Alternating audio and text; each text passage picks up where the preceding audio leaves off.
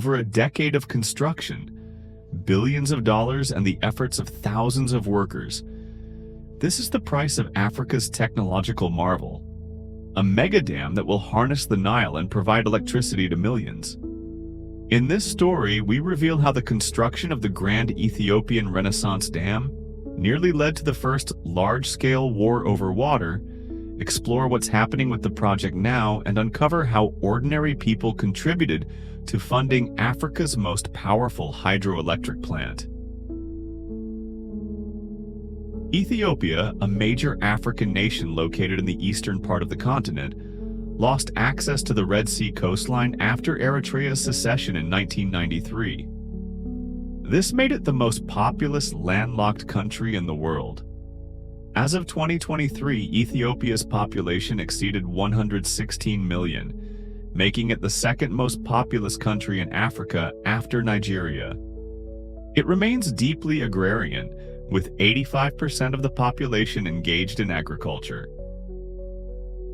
Nearly half the population lives below the poverty line, and about 60% lacks access to electricity, one of the worst rates on the continent, not to mention globally.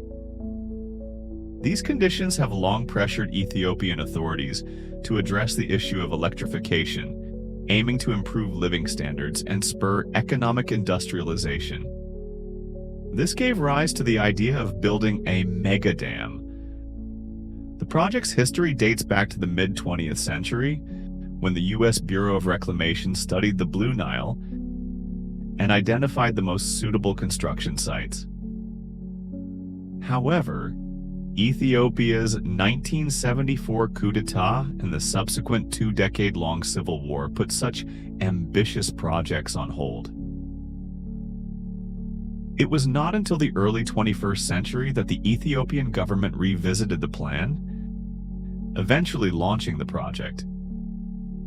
The construction was entrusted to the Italian company Salini Impregilo, now known as Webuild, and in April 2011, Ethiopia's prime minister laid the foundation stone in a grand ceremony. The dam is being constructed on the Blue Nile, a major tributary of the Nile, which contributes up to 60% of the river's total flow during the rainy season.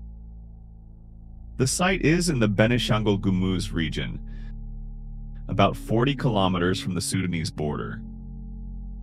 Unsurprisingly, the primary goal is to supply electricity to Ethiopia, with plans to sell surplus power, particularly during the rainy season. The project's scale is impressive, especially considering Ethiopia is among the world's poorest countries, with coffee sales accounting for 30% of government revenue. Funding the project was a significant challenge, solved in a highly unconventional way for a project of this magnitude, but more on that shortly. Construction officially began in 2011, and year by year the dam began to take shape. Its dimensions were adjusted multiple times. According to the latest data, the dam's main concrete structure will rise more than 155 meters from the base, equivalent to a 40-story building, and stretch nearly 1,800 meters long. The reservoir, when fully filled, will cover an area of 1,874 square kilometers. The dam will feature 3 spillways and 13 turbines, with a total capacity of up to 6,000 megawatts. It is commonly referred to as Hidase in Amharic, meaning Renaissance, while its official name, the Grand Ethiopian Renaissance Dam, reflects the high expectations placed on it. Interestingly, many are unaware that the Grand Ethiopian Renaissance Dam is essentially a complex of 2 dams: the main dam, which will generate electricity, and a saddle dam located about 7 kilometers away. The saddle dam is a curved earthen embankment with a concrete face, stretching nearly 5 kilometers in length and standing 50 meters high. Its purpose is to increase the reservoir's water level and contain its size. The project's estimated cost is nearly $5 billion, a substantial sum for Ethiopia. At the time construction began, this amounted to about 7% of the country's GDP. Many doubted the project's feasibility. Following public outcry and international skepticism, the English-speaking media dubbed it the Millennium Dam. Financing was a major hurdle, especially as international funding was restricted due to opposition from Egypt. Ethiopia resorted to a unique approach, organizing a nationwide fundraising effort. While it's unclear what proportion of the funds were contributed voluntarily, the campaign was arguably the world's largest crowdfunding initiative. Many Ethiopians saw the dam as a symbol of national pride in the future, willingly contributing a portion of their income. China's Exim Bank emerged as the only international investor, providing approximately $1 billion for turbines and electrical equipment. Despite skepticism from many countries, construction continued. By July 2020, the first stage of reservoir filling began. By November 2022, the water level had risen 105 meters above the riverbed.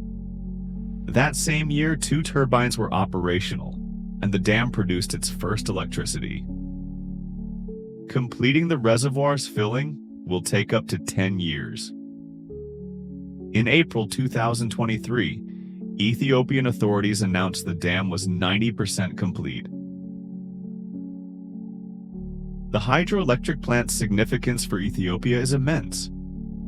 If everything goes as planned, the dam will double the country's electricity output, lighting up a nation often shrouded in darkness. In satellite images, Ethiopia's illuminated Nile region could rival Egypt's Aswan Dam area.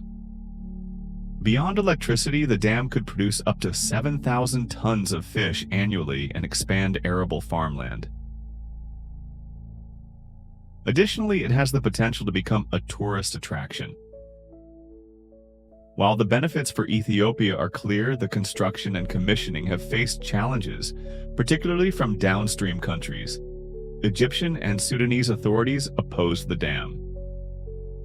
Construction began only after Egypt's President Hosni Mubarak, who had obstructed Ethiopia's plans, left office. Egypt historically viewed itself as the Nile's sole custodian. Despite the river and its tributaries flowing through 10 countries and covering 10% of Africa's landmass. Backed by various treaties, including the 1959 agreement granting Egypt and Sudan control over most of the Nile's flow, Egypt has long claimed dominance. However, these agreements excluded other Nile Basin countries. Egypt fears reduced water flow, particularly during the reservoir's filling period. These concerns are valid, as the Nile is one of the few freshwater sources crossing the vast Sahara Desert. Approximately 95% of Egypt's farmland lies in a narrow strip along the river, supporting millions of people and the country's food security. Beyond practical concerns, Egypt's national pride has been wounded, as its historic dominance over the Nile appears to be ending. Sudan's position has fluctuated, alternately supporting Egypt and Ethiopia. Ethiopian officials argue that the dam will benefit both Egypt and Sudan by preventing seasonal floods and reducing wear and tear on downstream dams. Moreover, controlled water releases could increase Egypt's water supply by 5% due to lower evaporation rates from the Ethiopian reservoir, which is in a temperate climate. For comparison, Egypt's Lake Nasser loses 12% of its water annually due to evaporation. Despite these arguments, prolonged negotiations have often reached deadlock. The primary point of contention remains the speed of reservoir filling. Egypt demands a slow process over more than a decade and a binding agreement on Nile water usage to maintain leverage over the dam's operations. Ethiopia seeks a faster timeline without obligations to Egypt or Sudan. For over a decade, tensions have escalated, with fears of war looming. Ethiopia even purchased air defense systems to protect the dam. While international mediation attempts continue, the issue remains unresolved. Nevertheless, there is hope that the dam will soon operate at full capacity, bringing enormous benefits not only to Ethiopia but also to other African nations. If you liked our video, like, subscribe, and share with friends. This is the best reward for us.